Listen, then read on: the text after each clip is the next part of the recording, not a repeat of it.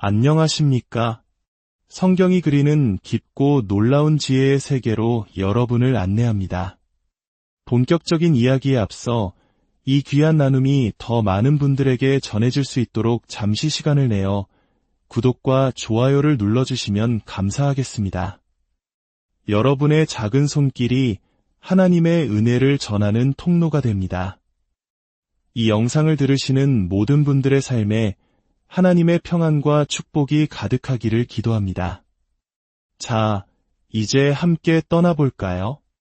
여러분, 천국 하면 무엇이 떠오르시나요? 아마 많은 분들이 하얀 구름 위를 둥둥 떠다니며 하프를 연주하는 모습을 상상하실 겁니다.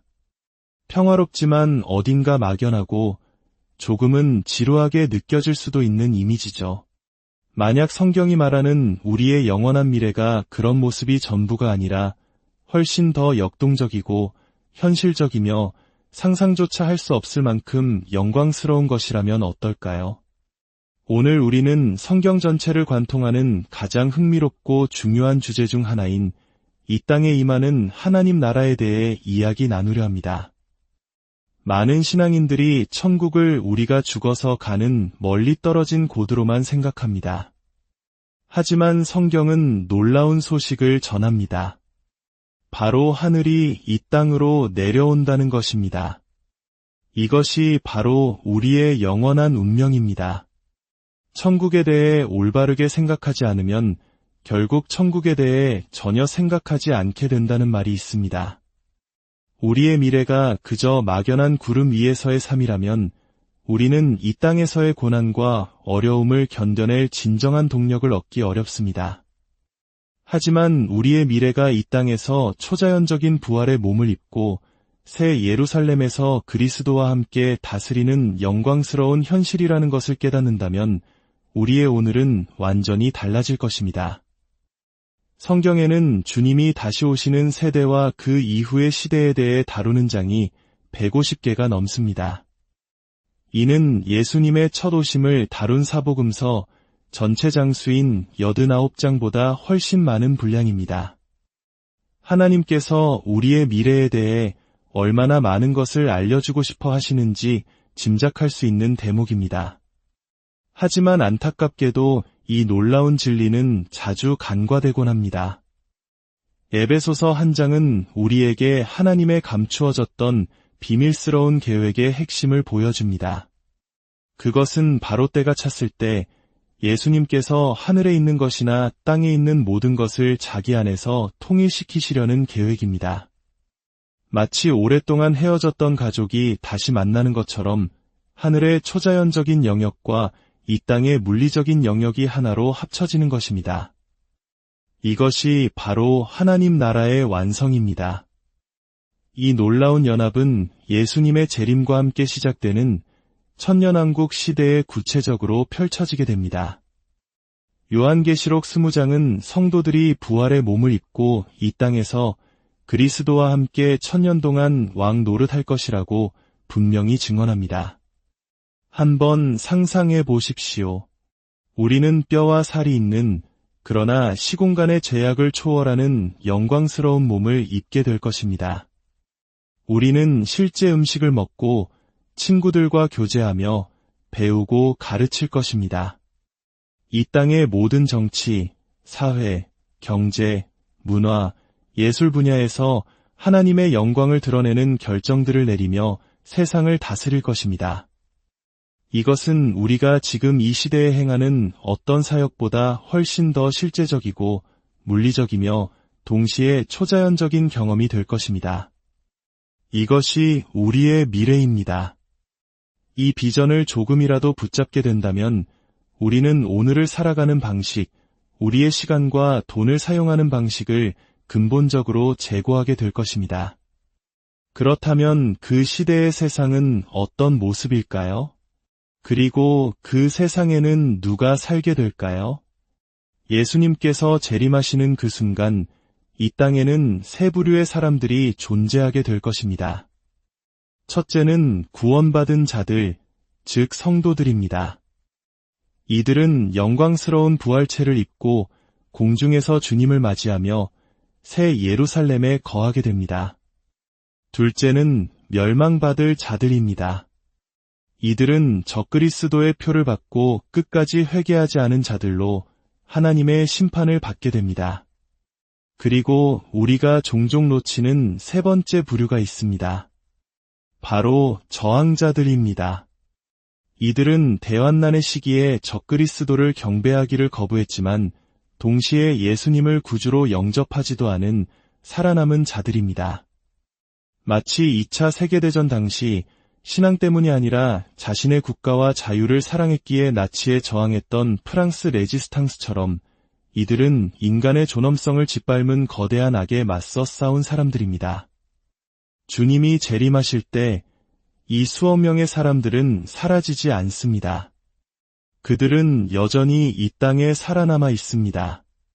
그리고 하늘로부터 영광 중에 임하시는 예수님을 모든 눈이 보게 될 때 그들 대부분은 그 자리에서 구원을 받게 될 것입니다. 바로 이들이 천년왕국의 시민이 됩니다. 그들은 여전히 자연적인 몸을 가지고 결혼하며 자녀를 낳고 가정을 이룹니다. 이사야서 65장의 예언처럼 그 시대에는 수명이 크게 늘어나 100살에 죽는 이를 젊은이라고 여기게 될 것입니다. 사람들은 집을 짓고 농사를 지으며 자연적인 삶의 과정을 이어갑니다. 하지만 그들의 삶은 지금과는 완전히 다릅니다.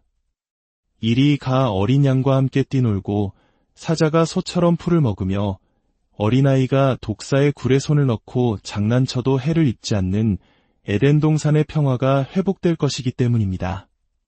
자연계의 모든 적대감이 사라지고 초자연적인 하나님의 은혜가 일상에 스며들 것입니다. 이 땅의 모든 나라들은 예루살렘에 세워진 예수님의 보좌 앞으로 나아와 그분의 통치를 배우게 될 것입니다. 예수님은 단지 도덕적인 가르침뿐만 아니라 가장 정의롭고 풍요로운 경제 시스템, 가장 창의적인 교육 방식, 그리고 우리가 상상하지 못했던 과학 기술에 대해서도 가르치실 것입니다. 그렇다면 이 영광스러운 나라에서 부활한 성도들, 바로 우리의 역할은 무엇일까요? 성경은 우리가 왕 같은 제사장이 될 것이라고 말합니다. 제사장으로서 우리는 하나님을 예배하고 세상을 위해 중보하며 천년왕국의 시민들에게 하나님의 지혜와 지식을 가르치는 역할을 할 것입니다. 그리고 왕으로서 우리는 이 땅의 도시들과 각 사회 영역을 다스리게 될 것입니다. 고린도전서 6장에서 사도 바울은 성도가 세상을 판단할 것을 알지 못하느냐고 묻습니다. 우리가 천사들까지도 판단하게 될 것이라고 말합니다. 이것은 우리가 단순히 심판하는 자가 된다는 의미를 넘어 하나님의 지혜로 각 영역에 최선의 질서를 세우고 의사결정을 내리는 지도자가 된다는 뜻입니다. 예수님께서는 마태복음과 누가복음에서 아주 중요한 비유를 말씀하셨습니다. 내가 지극히 작은 것에 충성하였으니 열 고을 권세를 차지하라. 이 말씀을 통해 우리는 놀라운 사실을 깨닫게 됩니다. 우리가 지금 이 땅에서 보내는 70년, 80년의 삶은 영원을 위한 인턴십과 같습니다.